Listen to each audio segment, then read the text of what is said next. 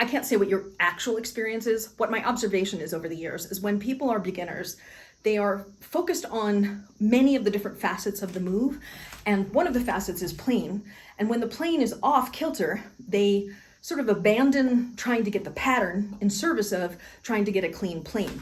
The thing is, this drill that I'm giving you, where you're holding this position, this isn't reality. This isn't really part of the move. You only intermediarily step through that position. Sometimes it's easier to actually do the pattern than it is to hold the particular drills. Even something as simple as holding these, that can be much harder than actually passing through that position in this move. Therefore, the advice I would give is don't get too caught up on having perfect planes. Shoot for 80% accurate 80% of the time as a starting point.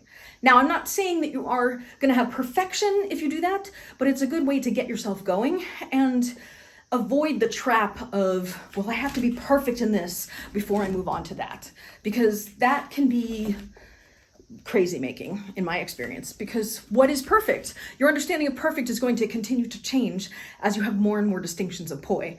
Because before, just being able to do the move was perfect, but now you can see places where the move might not have the right timing, or it might not have the right plane, or you might have hiccup, or it might feel off a little bit. It's a little glitchy in your body. So the sense of what perfection is changes. Therefore, you might make yourself nuts just to shoot for perfection.